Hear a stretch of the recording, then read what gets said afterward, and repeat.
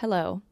Welcome to Changing Room Thoughts, the podcast for anyone who has ever had a critical thought about the clothes that they put on their body. I'm your host, Karina, a corporate girly with an insatiable sartorial mind and a lot of unapologetic opinions. How is your fashion week? Maybe you are a spectator, maybe you are a participant. As someone who yaps on the internet a lot, I have the very great privilege of living in New York and participating in Fashion Week events. If you've been following my podcast and listening to me for some time, you would know that I am usually a hater when it comes to Fashion Week because I feel like there's a lot of cursed energy and clout chasing, but I am way happier this season. I have to say I'm really enjoying this Fashion Week because I feel a lot more aligned with my purpose to put you guys on to cool emerging designers that are worth your money because they do things sustainably or they have intentionality in their designs. But yeah, I feel a lot more aligned with my purpose this Fashion Week because I'm really learning about them, getting to connect with them in more intimate spaces, which I'll get into. And also because I've been dressing down. I'll put up some pictures, but if you don't follow my Instagram and TikTok, you should. The handle is the same, Karina J. Chan. And I think what really made this Fashion Week so much more enjoyable for me is because I found the right PR companies to work with.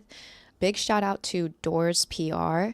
The retail space in Soho focuses on selling emerging designers, up-and-coming people, and they also have a PR arm where they do styling polls and for Fashion Week loaning out items to content creators like me to post about their designers, etc. So shout out to Doors for allowing me to loan items and make content. I have been introduced to some really fabulous designers through them. I had 4 looks and a couple brands that really stood out to me that I liked quite a bit. The first one is called Haute Couture. It's spelled weirdly. Otkutyr. You have to say it out loud. It sounds like haute couture, right? I thought that was clever. They're a Saudi-based brand, and I wore this sequined mesh bodysuit twice because it's just so versatile and the perfect layering piece to go under almost any like strapless, sleeveless dress situation. It was a little itchy, but I got so much great use out of it. The other brand that I really loved and discovered through Doors, this brand is called Clear to Rain. When they have a sample sale, I am running to get this coat. This brand is called Clear to Rain. They're a Shanghai-based brand. Love. As a Chinese girly, I have to support. I loved the color story. I loved the prints. Not me stereotyping and furthering the Orientalism, cyberpunkism trope, but it do be given cyberpunk with all the glitchy looking prints. But I love that so much. It was so fun. And I styled this printed red raincoat as a dress, and I layered it over some like gray blue tights and some silver heels. I thought that was so good. The last brand is the brand I'm wearing right now, and I'll be wearing her to another Fashion Week event after this podcast episode. This is Catherine Curtis. Like, look at the sleeve. I love. She also did this bow dress that I wore to the Doors pre-New York Fashion Week party that had a big bow in the front. Great tailoring. Everything feels so sturdy. It's hard to explain. Like, this is a very like sturdy blazer, even though there are fun details like the distressed joining of the sleeve, the ruffles and flare. It's just very like Samantha Jones. I don't know how to explain. Good tailoring. The thickness of her designs are very comforting. It doesn't feel flimsy, and it's also not sucked in skin tight that it's uncomfortable. So it's like feeling shaped without being constricted. One of my last looks of Fashion Week, I rented this fancy club top from Hotline. If you follow the podcast, you're probably familiar with Christy at Hotline. I did a podcast episode with her about her business that does rentals for the it girls. So yeah, that fancy club top was snatcheroni, but she was a little bit of a bitch to get into. But it was perfect for my friends Marie Antoinette birthday party. So I wore the look to a cocktail event with Deadwood, another emerging designer, which I'll talk about, and then went to this birthday party. Okay, so shout out to Doors PR for putting me on. All of these emerging designers love, and I really hope that I get to continue to work with them. I also have to say something that has significantly improved my experience this fashion week is working with a real photographer. Me and my girlfriend Amy, her digicam works overtime. We go to so many fashion events together and she's always taking pictures of us on her digicam. And I was like, you know what? I should just get professional photos done. Who knows how long I'm gonna look this hot for? I want a good, this is what your grandma looked like when she was young photo, and I feel like I got those. So if you're looking for good portrait photography, fashion photography, I highly recommend my friends at Lindsey Media. I'm gonna put their handle over here. I did a package with them for looks, and they are so amazing, so professional. They show up on time even though I'm late, and they have the best editing and everything. Highly recommend. Okay. Last but not least, I have to thank Lindsey Media. If you're looking for a PR company to work with that specializes in emerging independent designers, highly recommend Lindsey Media. Thank you so much for taking a chance on me and allowing me to do my thing, inviting me to so many presentations with amazing emerging and independent designers. I'm not being paid to do any of this. Like, the reason why I'm a corporate girl and invest the time to do all this on the side is so that I can keep my own opinions. So I get to be honest with you all, and that is such a great privilege that I have. So I'm going to take it. And you guys, the presentations that I've seen this fashion week, I'm so excited to talk to you about. And the one that we have to address is Alexis Bittar. I have been a fan of Alexis Bittar jewelry for some time. I feel like y'all might know Alexis Bittar, but y'all don't know Alexis Bittar the way you should. He's accessorized all your favorite fashion moments, from working with Patricia Fields on Sex and the City to most recently putting Tyla in that choker with her sand dress at the Met Gala. Alexis Bittar has been relevant for decades, and it's clear why. His fascinating use of lucite is somewhat unconventional, very 80s. His organic shapes are also pretty iconic, and he has a very distinguished design language that I think is a little bit more artistic, a little bit less logomania.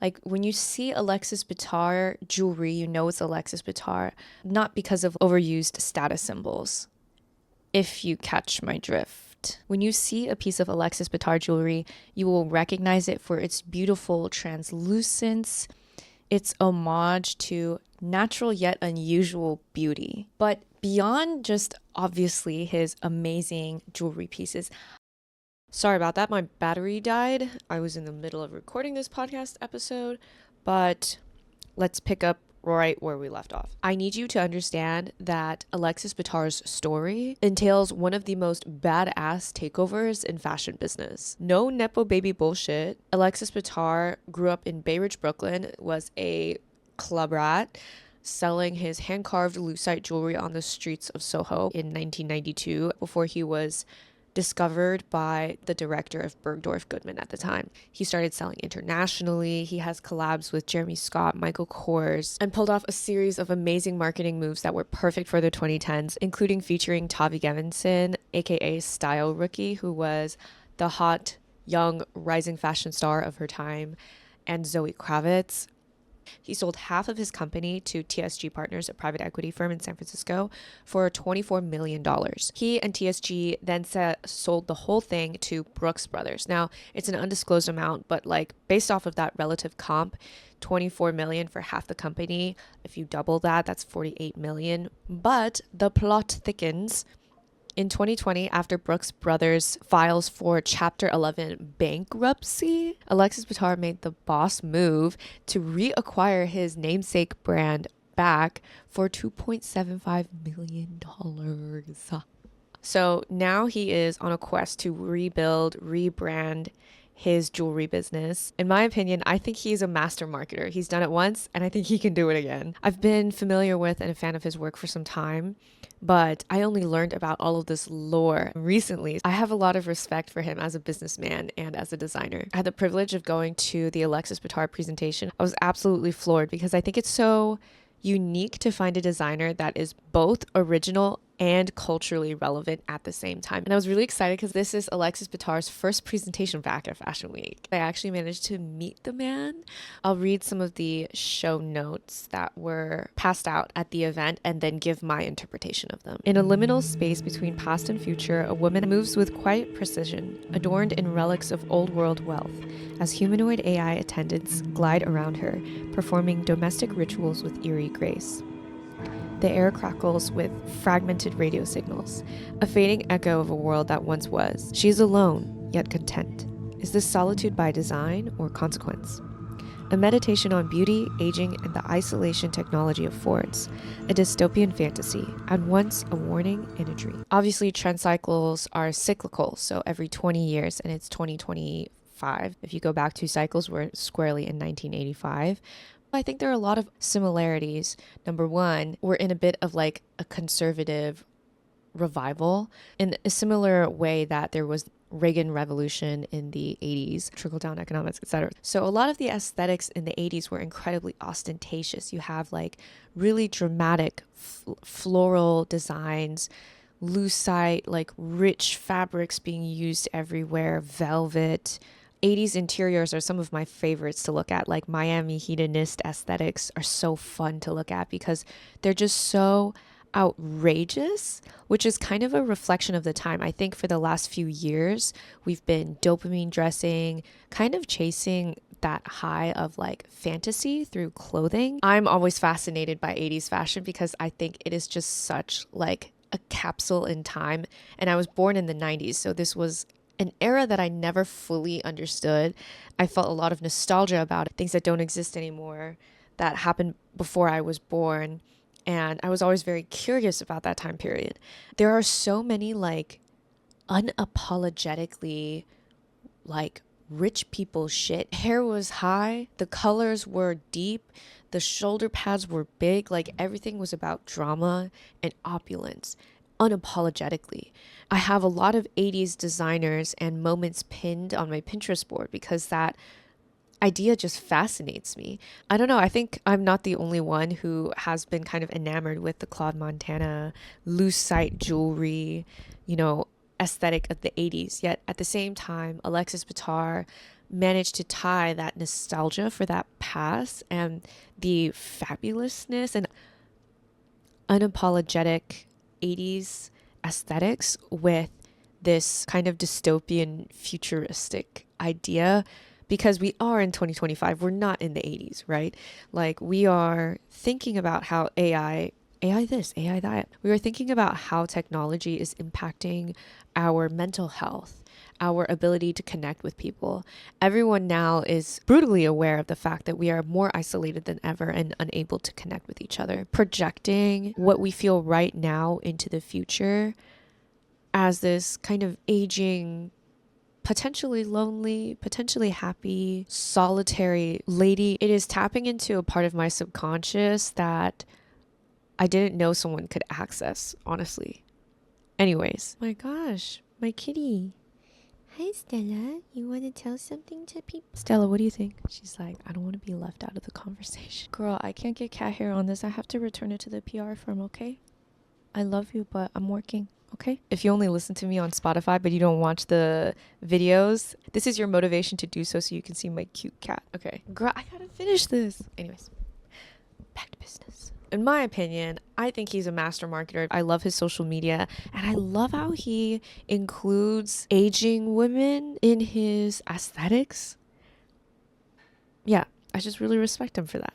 Anyways, the next stop on my itinerary the same day was at a cocktail presentation for this emerging sustainable brand called Deadwood. This was my first time hearing about them, but wow, if there is a brand that I can put you on to wear and buy something from today after this show, It's probably Deadwood, because I think Deadwood probably has something for everyone. Deadwood is a Stockholm-based sustainable streetwear brand, and they just have the perfect balance that I think a lot of people are going to enjoy. Their designs are timeless but cool. Usually I feel like timeless designs are boring, but the devil is in the details with Deadwood's pieces, because they'll take a very lovable, consistent leather jacket, but just like cut the hem so that it's more flattering on the hips. They'll use extra paneling, and that's part of their sustainability strategy. I had the pleasure of talking to Carl and Felix, the co-founders, at the presentation, and they were explaining to me that their jackets use real leather, because vegan leather is a fucking joke, okay? Vegan leather is just plastic, so don't be kidding yourselves and fall for that vegan leather crap. I feel like everyone who even pays a little bit of attention to fashion knows that by now, but if you don't, now you know. Okay, so avoid polyurethane vegan leather. Deadwood uses real leather, but instead of, slaughtering more animals in order to get that, they work with tanneries that supply leather for other fashion houses. Usually a piece of leather is irregular, right? There's like curves along the edges. Carl explained to me that these tanneries will cut out the rectangle in the middle so that they can give consistent panels of leather to their clients. But the pieces on the edge just end up getting wasted. So they take the pieces on the edges and they stitch together their leather jackets from that. So you'll see more paneling and more pieces of leather in one jacket than perhaps other jackets.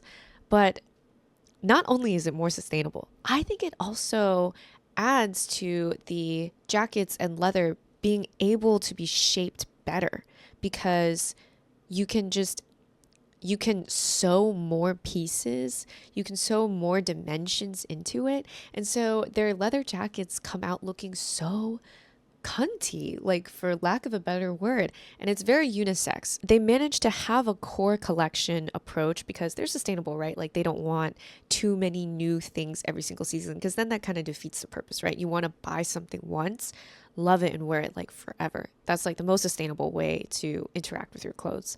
But their approach to having a core collection that is unique yet not trend driven, I haven't seen that many brands actually do that well. I've seen a lot of brands try to make a capsule wardrobe and then everything's just boring. And then you have so much competition. So like, I think Deadwood is doing things the right way with the right values, and I'm very impressed with it. I stepped into a very interesting conversation with Carl, the designer, and he was talking to a friend who asked him, hey, are you going to do a runway presentation again? And he was like, no, it's just hard to justify the cost. Like, it costs so much and it's so tiring, and it's not clear that it's making any return on that investment. And I 100% agree.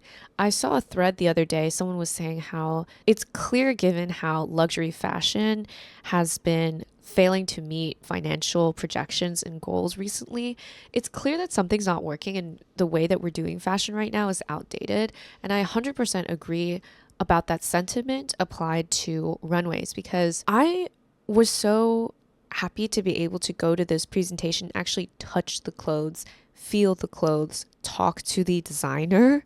And you don't really get that with a runway presentation. Everyone files into their seats, sits down, and then like watches things move by. And before, the business justification for a runway was always, oh, it's good marketing. The show gets reported on. But now I just feel like in the day and age of social media, content creation, and just the level and ease of access people have to content, you really don't need a runway anymore. You just need to know how to make memorable moments and capture them and work with the right creative social media folks and content creators, because they're a lot cheaper. They're probably a little bit more intimate with your audience.